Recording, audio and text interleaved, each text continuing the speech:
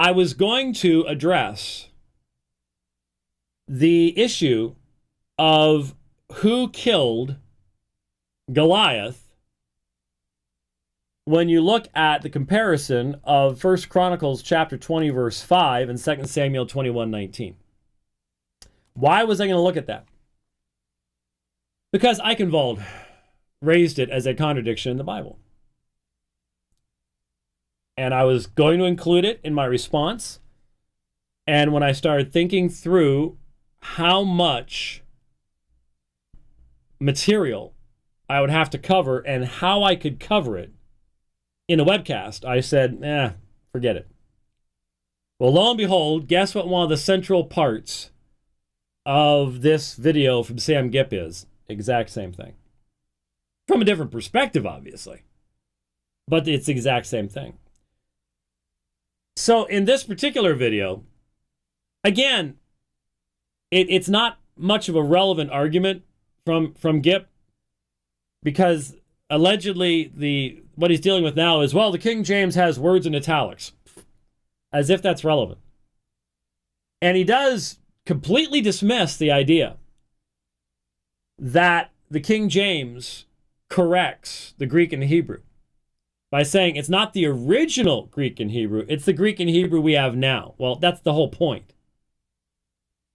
Remember, I sat in the exact same studio. He was not any farther away from me than Rich is from me right now through that window when Sam Gipp himself looked into a camera in response to John Ankerberg asking him, if I'm in Russia, do I have to learn English to have the Word of God in my own language today? He said, God has promised us only one infallible and inerrant translation in one language at one time, and right now it is the King James Version of the Bible.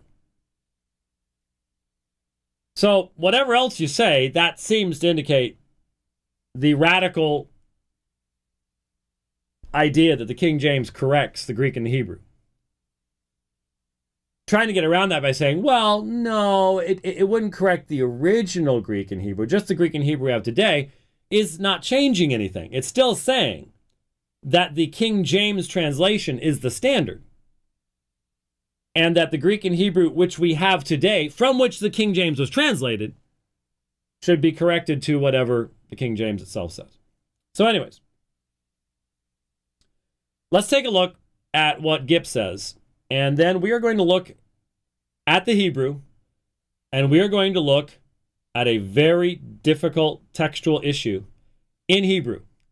For those of you listening via podcast on audio, you're probably going to have to look at this in video, because I'm going to be showing it on the screen. I'm going to be talking about it. What? What's the date? I don't know what the date is. I guess it's Thursday the 11th, I guess. If they're listening to it, it's right there in their podcast. Why should I repeat that? That's silly. Anyway, Rich just wandered off for a few seconds there. All right, so let's take a look at what Sam Gipp said. And this will help us to understand why we need to address this particular subject. So, question. Who killed Goliath? David. You think? Yeah. You really believe that? Because I believe it. Okay. Well, one of the classics and one of the most devastating things that happens to modern translations is pulling those italics out. Look at 2 Samuel chapter 21. And look at verse 19. And there was again a battle in Gob with the Philistines, where Elhanan, the son of Jeroboam, a Bethlehemite, slew the brother of Goliath the Gittite, the staff of whose spear was like a weaver's beam. All right. Now, what do you notice about the brother of? It's in italics. Okay. You know, modern translations take those words out because they're in italics. But here in the ESV, it says this: Elhanan, the son of Jeroboam, the Bethlehemite, struck down Goliath the Gittite, the staff of whose spear was like a weaver's beam. So they took the italicized words out, and by doing that, they inserted a double problem. Have you ever heard anybody say this? Lost people say this. Well, the Bible has contradictions in it. Mm-hmm. Okay? Well, the King James Bible doesn't have contradictions in it, but modern ones do. You were told that David killed Goliath. Well, you were told David killed Goliath because in 1 Samuel chapter 17, it says David killed Goliath. And in the ESV, in 1 Samuel 17, it says David killed Goliath. But then you get to 2 Samuel chapter 21, verse 19, it says Elhanan killed Goliath. That's a contradiction. But it doesn't put a contradiction in the Bible. It puts two contradictions in the Bible. Go to 1 Chronicles chapter 20. And 1 Chronicles chapter 20 is a parallel to what you just read. In other words, it's just a second accounting of that battle. And look at verse 5. And there was war again with the Philistines, and Elhanan the son of Jair slew Lahmi, the brother of Goliath the Gittite, whose spear staff was like a weaver's beam. In this ESV, this English Standard Version, it has two contradictions. It says David killed Goliath and Elhanan killed Goliath. Then it says, it's a contradiction, it says Elhanan killed Goliath, and it says Elhanan killed the brother of Goliath in the same battle at the same time, double contradiction. It's kind of like this. I got a little story coloring book for one of my grandkids. This coloring book has a mistake in it. It says, David threw a stone and hit Goliath right in the forehead. But we know from the ESV that it wasn't David. It was Elhanan. And I think this, if they can scratch words out of the Bible and put different words in, I guess I can correct a coloring book. Okay, so there you go. There's your discussion. And notice he just described as scratching words out of the Bible. Well, is that what's going on? Well, we need to take a look at it. And we need to take a look at it in the original language in which it was written. So I have put together, now again, I wanted to have a real nice, pretty graphic here. But let me tell you something. Keynote and PowerPoint and programs like that do not like Hebrew. They do not want to work with Hebrew. They do not like the fact that Hebrew goes from right to left instead of left to right. And they don't like final forms. And they just really, maybe there's specifically Hebrew versions out there someplace. I don't know. But so what I did is I just dumped it into a standard standard text file here. And it's nice and big, pretty easy to see, I think. It's pixelated on my side, but that's life. Hopefully it won't be on your side. And here we have the two texts. 2 Samuel 21:19, 1 Chronicles chapter 20, verse 5. Now, let's read the New American Standard at 2 Samuel 21:19. It says, there was war with the Philistines again at Gob, and Elhanan the son of Jair Origim, keep that in mind, the Bethlehemite, killed Goliath the Gittite, the shaft of whose spear was like a weaver's beam.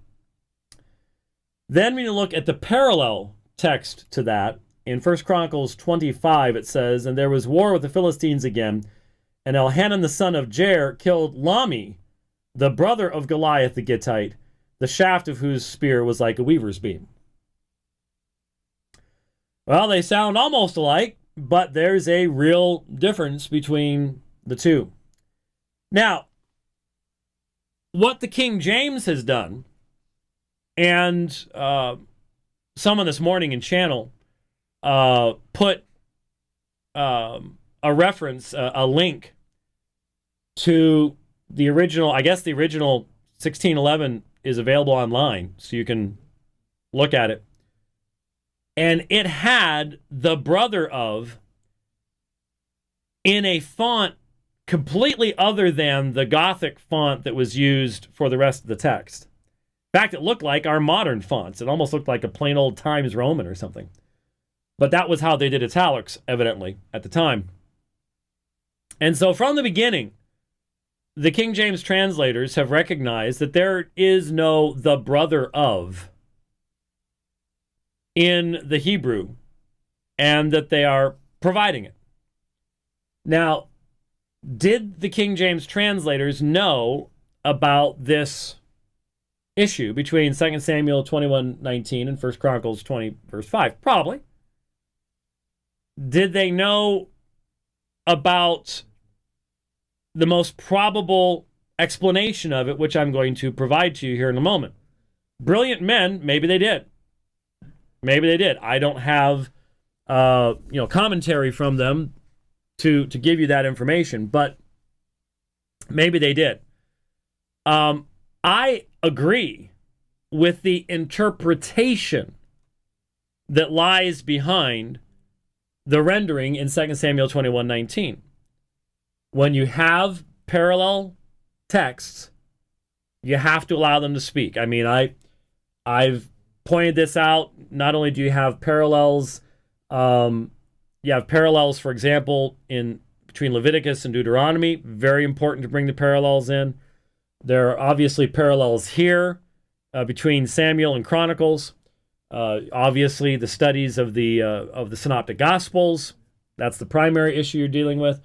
But even in books like Ephesians and Colossians, it's important to bring the Colossian parallel into Ephesians and vice versa. There's reasons for that that we could discuss. But when you have more than one rendering of a story, of a narrative, something, it is always good to allow the light from the one to shine on the other, and vice versa. And given that 1 Chronicles 20, verse 5, is in perfect harmony with the entire narrative that has already been given, and only 2 Samuel 21:19 is out of that harmony of the narrative, then we have to ask ourselves a question. Is there a reasonable, fair understanding of how someone at some point in time could have miscopied what was originally found in 2 Samuel 21:19 into the form that we have today?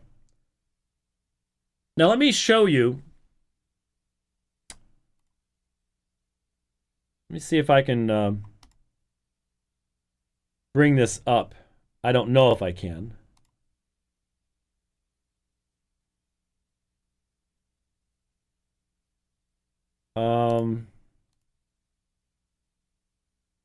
That's interesting. It's not showing it. Let's see if it shows it now. There you go. Bring that up. All right. Here is one of the Dead Sea Scrolls, the Isaiah scroll. And let me zoom in here and then move around a little bit. You will notice, especially along seams, you have places like right here. Look at that word right there. Right here you have smudging, you have darkening of the material there, you have darkening over here. I mean, these scrolls are in excellent shape, but not all scrolls are in excellent shape. And you can see here how some, like right here, it's gotten into the writing at this point, gotten into the writing at this point. This is just a part of dealing with ancient writing materials and things like that. That's just something that you're dealing with. And so the question is there a way of looking at these two texts in Hebrew that would explain how 2 Samuel 21:19 arose from the text of 1 Chronicles 20, verse 5? Because 1 Chronicles 20, verse 5 is in harmony with the entire full narrative of what happened in regards to David and Goliath.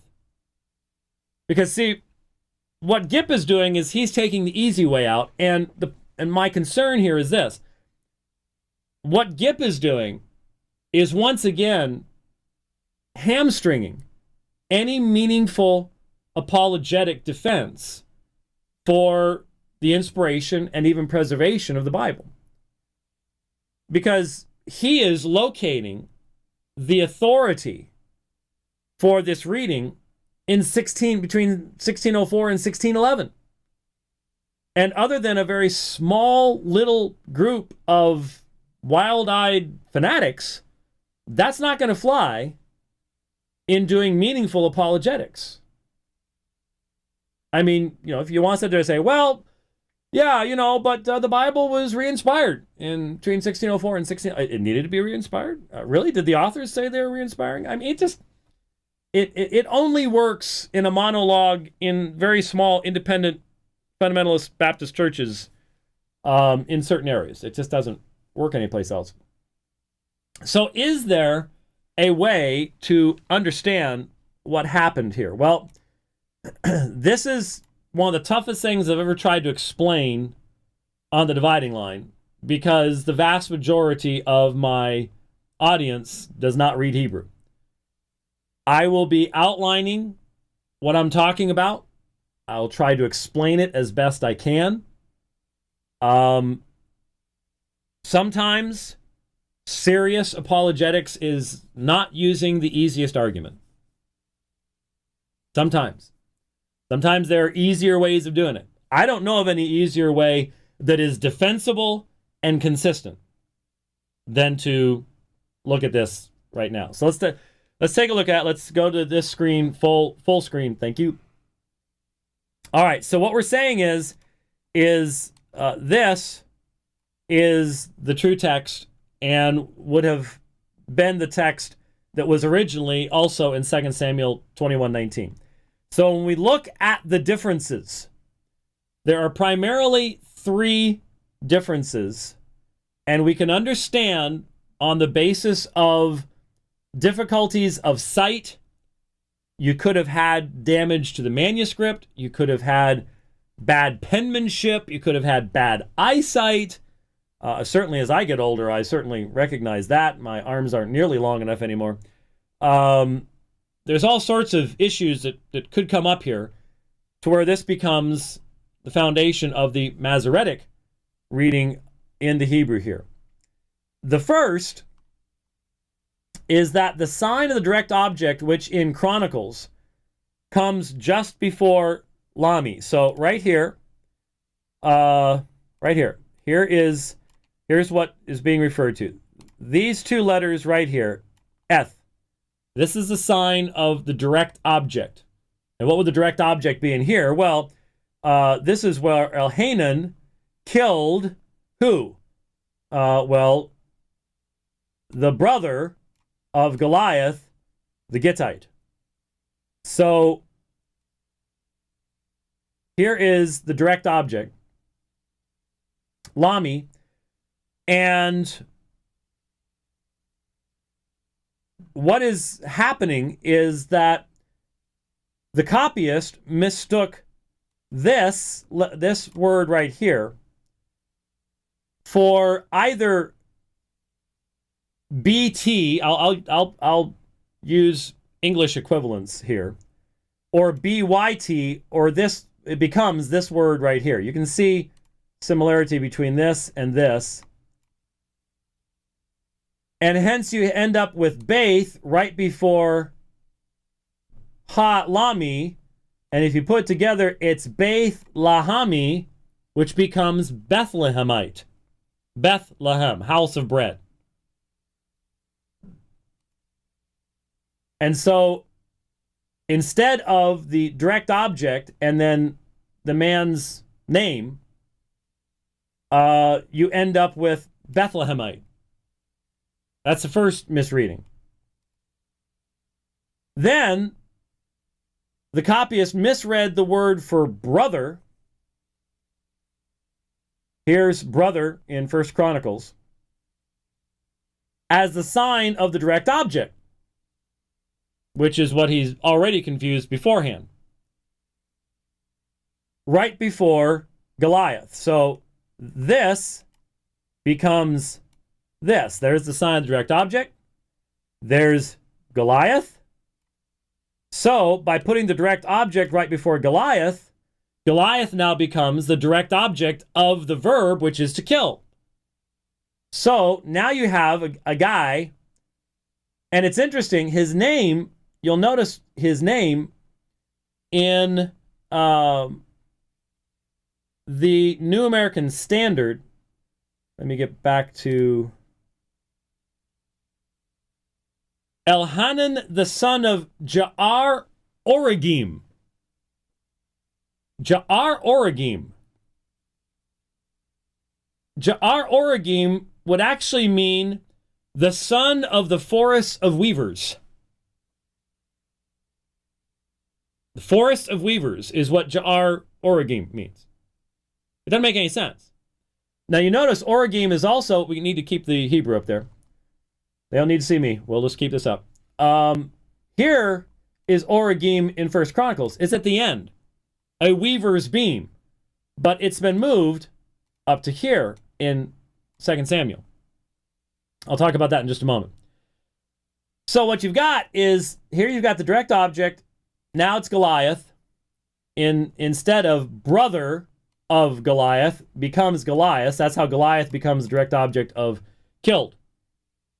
And then you have the copyist misplacing the word for weavers so as to put it right after Elhanan. And so you have Elhanan, son of, and then you get Ja'ar Origim, forest of weavers, which makes no sense. The weavers belongs here, shaft of weavers down at the bottom of 1 Chronicles 20, verse 5. So we can see that by seeing how this and this were misread by which are in their right places, make perfect sense in 1 Chronicles 20, verse 5, but they don't make much sense here. We can see how the corruption in the Masoretic text took place, and because we have preserved for us the parallel in 1 Chronicles 20, verse 5, and of course we have the entire story given to us elsewhere in the scriptures, then we can recognize what happened in regards to the original reading of 2 Samuel 21:19. So, we can, there we go. All right, now, you might go, well, that still bothers me. I'm sorry. I realize that it would be much simpler, safer, to just go, don't worry about it. God re-inspired the Bible in 1611, and that's all you need. For a lot of folks, that's more comforting. They forget that we're talking about a handwritten text that has been transmitted to us over the course of what? 2,700 years or so at this particular point. And that we have so few places like this that we even have to look at this is the actual amazing part, not the other way around. I mean, for the vast majority, well, there aren't almost any written texts. I mean, we have written texts from clay tablets from that far back, but we hardly have almost any copies to where we would even be able to start doing textual criticism on those things. There's just almost nothing that has the kind of textual history that the Old Testament texts have. I don't think that the reconstruction that I just provided to you is outlandish. It's not begging the question. The forms, the words are similar. It's very easy to understand in light of a damaged manuscript or just simply carelessness on the mind, on the part of the individual, to see how this could have happened. And in light of the parallel, that is what happened. But when you take the Sam Gipp approach, you might say, well, you get to the same thing, because what you're saying is Elhanan killed Goliath's brother. Yes, he did. He did kill Goliath's brother.